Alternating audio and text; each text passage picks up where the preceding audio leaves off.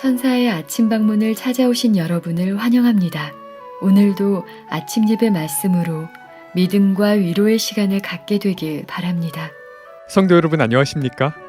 2026년 새해가 밝았습니다. 지난 한 해도 지켜주시고 보호해주신 하나님의 섭리와 사랑에 감사드립니다.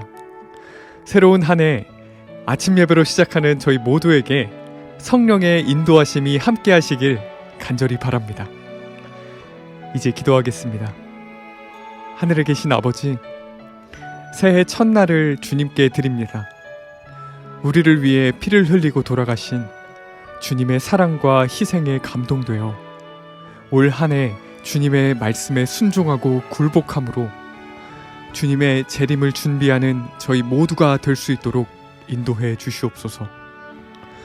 새해 저희가 계획하고 생각하는 것들이 있습니다. 모든 계획이 말씀의 반석 위에 세워져 하나님의 영광을 돌리는 일에 사용될 수 있도록 인도해 주시옵소서. 언제나 초대교회 복음을 전달하기 위해 노력하시는 목사님과 사모님께 함께하여 주시옵시고 사탄의 공격으로부터 보호하여 주시옵소서. 예수님의 이름으로 기도드립니다. 아멘. 안녕하십니까 성도 여러분. 오늘은 말씀 묵상집에 있는 첫 페이지에 나오는 말씀을 나누도록 하겠습니다.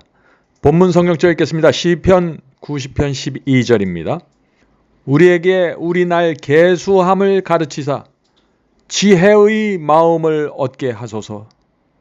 성도 여러분, 우리 인생에서 살 날을 계수해보면, 다시 말해서 우리가 살 날짜를 세워보면 지혜를 얻게 된다는 것입니다. 어떤 지혜를 얻을까요? 하나님께 물어보면서 사는 지혜를 얻게 됩니다. 우리가 살 날이 많지 않기 때문에 하나하나 신중하게 하나님께 물어보면서 사는 지혜를 얻게 된다는 것입니다. 이 일은 어떻게 해야 됩니까? 하나님, 이것을 해야 합니까? 말아야 합니까? 우리 자녀를 어떻게 교육해야 합니까? 저 원수를 제가 어떻게 해야 합니까? 이 사람과 제가 결혼해야 합니까? 이렇게 물어보면서 살아가게 된다는 것입니다. 성도 여러분, 하나님께 물어보면서 사는 것이 지혜입니다. 왜 우리는 하나님께 물어보아야 할까요? 하나님의 사랑과 지혜와 능력과 위대함과 아름다움이 얼마나 귀한 것인지 알기 때문입니다. 그분이 우리를 사랑하는 그 사랑의 깊이와 희생의 깊이를 알기 때문에 우리가 하나님께 물어보는 것입니다.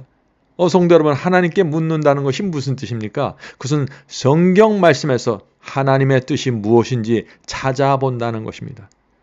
말씀에서 주님의 뜻을 찾아보고 물어보는 자는 주님의 뜻을 알게 됐고 하나님의 지혜를 얻게 될 것입니다. 자, 이제 오늘 본문을 읽겠습니다. 또 한 해의 생애는 이제 과거의 것이 되었다. 새해가 우리 앞에 열려지고 있다. 이 새해의 기록은 어떤 것이 될 것인가? 우리들은 이 백지 위에 각각 무엇을 기록할 것인가? 우리들은 이기심과 교만심으로 더럽혀진 우리의 마음들을 깨끗하게 하고 새해로 들어가도록 하자. 우리의 모든 죄악된 방종을 버리고 그리스도의 학교에서 신실하고 부지런한 학생이 되기를 간구하자. 금년에도 주님의 학교에서 우리가 학생의 입장에서 배워가게 되기를 바란다는 것입니다. 성도 여러분, 이제 우리 앞에 새로운 한 해가 있습니다. 지난 해를 돌아보면은 지우고 싶은 일들이 있죠? 여러분들은 어떤 일들을 지우고 싶습니까? 다시 내가 작년에 그 상황으로 돌아가면 그렇게 하지 않았을 것이다 하는 사건이 있나요? 지나간 시간을 우리가 되돌릴 수 없습니다. 이제 우리는 우리 앞에 남아있는 시간을 잘 활용해야 합니다. 빈 백지 위에 그림을 그리듯이 우리는 날마다의 생애로 우리의 결정과 선택으로 그림을 그려 나가야 합니다. 금년에는 후회하지 않을 그림을 그리게 되길 제가 간절히 바랍니다. 자, 계속해서 읽겠습니다. 새해는 우리들 앞에 더럽혀지지 않는 백지를 펴놓는다. 이 위에 우리들은 무엇을 기록할 것인가? 하나님께 합당한 자로 올바른 목적과 순결한 동기로서 새해를 맞이하도록 간구하자. 우리가 새해를 맞이하는데 올바른 목적, 그리고 순결한 동기를 가지고 이 해를 맞이해야 된다는 것이죠. 마음에 품었던 모든 행동들은 기록하는 천사의 펜으로서 역사의 기록으로 남게 된다. 그대는 심판이 시작되고 그 기록책들이 펼쳐질 때 그것들을 다시 만나게 될 것이다. 이것은 정말 엄숙한 말씀입니다. 우리는 우리의 생애를 하늘의 기록책을 통해서 다시 만나게 될 것입니다. 그것을 심판이라고 부르는 것입니다. 자, 어떤 분들은 이런 말씀을 생소하게 듣게 될 것입니다. 그러나 이것은 성경의 진리입니다. 하나님께서는 우리를 심판하시는데 정확한 증거와 증인을 놓고 심판하십니다. 그래서 책들을 펼쳐놓고 심판한다는 말씀이 성경에 나오는 것입니다. 다니엘서 7장에 그 말씀이 있죠. 다니엘서 7장 9절과 10절입니다. 내가 보았는데, 자, 다니엘이 계시를 통해서 하늘에서 이루어지는 그 법정의 장면을 보는 것입니다. 내가 보았는데 왕자가 놓이고 옛적부터 항상 계시니가 좌정하였는데, 자, 옛적부터 항상 계시니 누구입니까? 하나님이십니다. 하나님께서 지금 심판하기 위해서 보좌에 앉아 계신 그 모습이죠. 그 옷은 희기가 눈 같고 그 머리털은 깨끗한 양의 털 같고 그 보좌는 불꽃이요 그 바퀴는 붙는 불이며 불이 강처럼 흘러 그 앞에서 나오며 그에게 수종하는 자는 천천히요 그 앞에 시유한 자는 만만이며, 자, 전천만만의 천사들의 모습이 나타나면서 하나님의 보좌가 보이면서 이렇게 기록이 나옵니다. 심판을 베푸는데 책들이 펴놓였더라. 성도 여러분, 이 장면이 어떤 장면입니까? 이것은 하나님 앞에서 천천만만의 천사들이 도열해 있는 상태에서 책들이 펼쳐지면서 심판하는 장면이 나오는 것입니다. 이 말씀에서 주목해야 할 것이 있죠. 그것은 하나님께서 하늘에서 심판을 베푸는데 책들이 펼쳐진다는 것입니다. 어떤 분들은 이런 질문을 할 수 있습니다. 그리스도의 피로 우리가 구원받고 용서받았는데 왜 죄가 책에 기록되어야 합니까? 그것은 사랑의 하나님을 까다롭고 엄격한 분으로 만드는 것이 아닌가요? 하는 질문이죠. 성도 여러분, 죄를 끝까지 고집하는 사람들은 책에 기록된 죄 때문에 정죄받고 멸망당할 것입니다.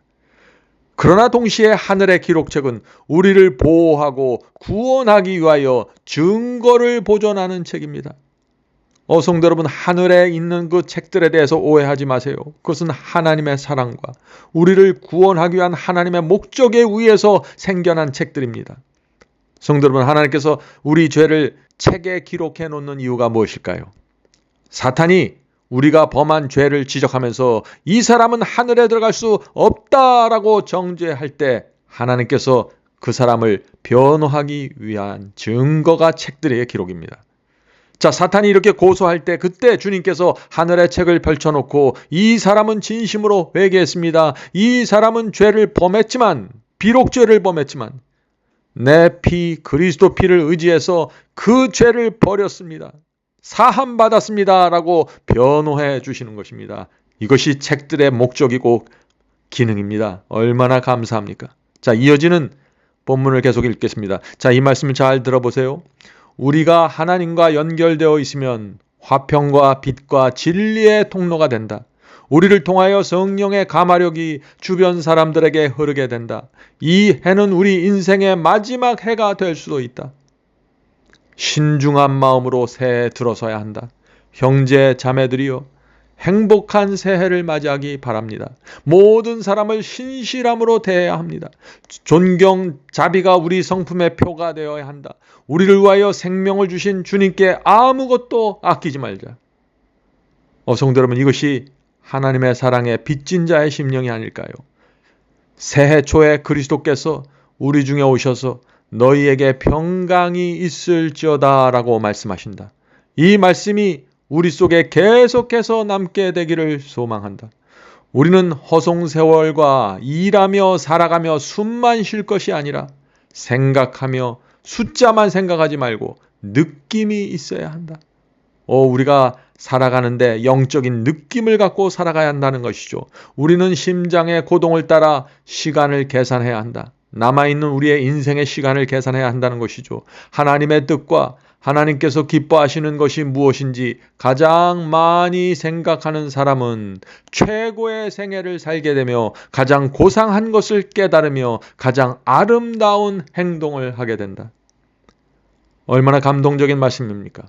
성도 여러분, 하나님의 뜻을 물어보면서 확인하면서 살아야 합니다. 성경 말씀에 물어보아야 합니다. 성경을 읽고서 주님의 뜻을 살피는 성도들은 가장 안전하고 최고의 인생을 살게 될 것입니다. 그것이 성경 말씀이 우리에게 주는 위대한 가치입니다. 성도 여러분, 우리의 믿음은 감사에 비례합니다.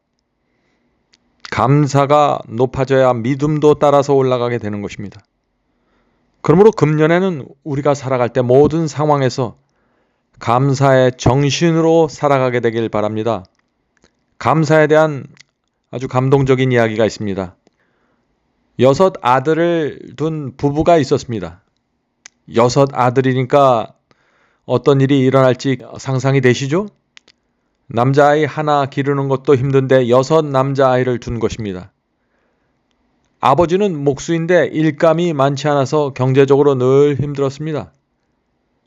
이 남자아이들은 초등학교와 중학교에 다녔는데 조용한 날이 없었습니다. 학교에서 돌아온 아이들의 옷은 항상 흙과 땀으로 엉망이었습니다. 6 자녀의 옷을 빨아서 정리해주는 어머니에게 정말 고된 일이었죠. 아이들 옷이 엉망이 돼서 들어올 때 엄마는 저 아이들이 내 인생의 십자가구나. 하나님께서 왜 나에게 딸을 한 명 주지 않았을까라는 생각을 했다고 합니다. 어느 날 세탁기가 고장나서 이 세탁기를 새로 사야만 했습니다. 그때 마침 신문에 중고 세탁기가 나와서 그 아버지가 그 집을 찾아가게 되었습니다. 그 중고 세탁기를 팔려고 내놓은 가정은 부유하였고 모든 것을 갖춘 것처럼 보였습니다. 문을 열고 들어갔는데 자기 집과 비교하면 너무나 달랐습니다. 너무나 깨끗하고 조용했습니다. 이 목수 아버지는 이렇게 생각했습니다. 나도 이런 분위기에서 한번 살았으면 좋겠다. 얼마나 좋을까? 이 집에는 남자아이들이 없나 보다라고 생각한 것이죠. 자, 그 집에서 세탁기를 넘겨받으면서 그 집 부부와 이야기를 나누게 되었습니다. 이 목수 아버지는 남자아이들을 기르는 것이 얼마나 힘든지를 말했습니다. 6 아들을 기르는 것이 하루하루가 전쟁이라고 했죠. 6 아이들 때문에 늘 빨래 기계를 돌려야 하고 신발을 사줘도 6 컬레를 사줘야 하기 때문에 돈이 너무 많이 들어간다고 했습니다. 그때 그 이야기를 듣고 있던 그 부인이 눈물을 흘리기 시작했습니다. 이 목수 이야기를 듣는 부부의 눈물에서 눈물이 나오는 것입니다. 그 부부는 외동딸을 갖고 있었는데 태어나면서부터 하반신이 마비된 아이였습니다. 그래서 그들은 한 번도 땀에 젖은 그 딸 아이의 옷을 빨아본 적이 없었다고 했습니다. 신발이 헤어져서 사준 적도 없다고 했습니다. 그 부부는 이렇게 말했습니다. 아무리 말을 듣지 않고 아무리 빨랫감을 많이 내놔도 좋으니 아이가 건강하게 뛰어다닐 수만 있다면 바랄 것이 없겠다고 말했습니다. 그 목수 아버지는 세탁기를 차에 싣고 집에 돌아오는데 문을 열자마자 집안에서 시끄러운 소리들이 들려왔습니다. 그런데 참 이상한 일이 생겼습니다. 이번에는 그 소리들이 아이들이 뛰노는 그 소리들이 아름다운 음악처럼 들렸다고 했습니다. 어떤 아들은 이방저방 뛰어다니고 작은 아들은 소파 위에서 점프를 뛰고 이런 모습이 사랑스럽게 보였다고 했습니다. 아내가 아이들을 단속하느라고 소리를 지르는데 아내를 안아주고 싶었다고 했습니다. 그 목수는 그 모습을 지켜보다가 아이들의 헤어진 신발을 들고 침실로 들어갔습니다. 목수는 신발을 가슴에 껴안고 이렇게 기도했습니다. 하늘에 계신 아버지, 구멍난 신발로 인해서 감사드립니다. 저희 부부가 오랫동안 감사를 잊은 채 살았습니다. 신발을 이렇게 떨어지게 할 정도로 건강한 다리를 주셨는데 하나님께 감사하지 못했습니다. 자녀들 때문에 실망하고 불행을 한탄하면서 살았는데 이제 더 이상 그렇게 살지 않겠습니다. 이제부터는 주께서 저에게 주신 모든 것에 감사하면서 살겠습니다. 성도 여러분, 이 가난한 목수 부부의 문제가 무엇입니까? 오랜 세월 동안 주께서 주신 축복을 보지 못했던 것입니다. 그래서 슬픈 생애를 산 것입니다. 하나님께서 우리에게 주신 것이 무엇인지 모르면 불행과 어둠 속에서 살아가게 됩니다. 하나님께서 내 손에 주어준 그것에 감사하는 것이 신앙의 시작입니다. 오늘 우리 모두 우리의 생애 속에 있는 고난이 혹시 축복이 아닌지 생각해 보시길 바랍니다. 성령께서 우리의 눈을 열어주셔서 주께서 주신 축복을 보게 되길 간절히 바랍니다. 데살로니가전서 5장 18절 범사에 감사하라. 이것이 그리스도 예수 안에서 너희를 향하신 하나님의 뜻이니라. 금년에도 성도 여러분 모두를 아침마다 말씀의 제단으로 초청합니다. 아침마다 하나님의 말씀을 살피고 주님의 뜻을 살피고 주님의 사랑과 위대한 능력을 만나길 원하는 분들은 아침 제단으로 모여주시길 제가 소망합니다. 하나님께서 금년에도 하늘 가나안 길로 우리를 인도하시고 지켜주시길 간절히 소망합니다. 자, 이제 기도하겠습니다.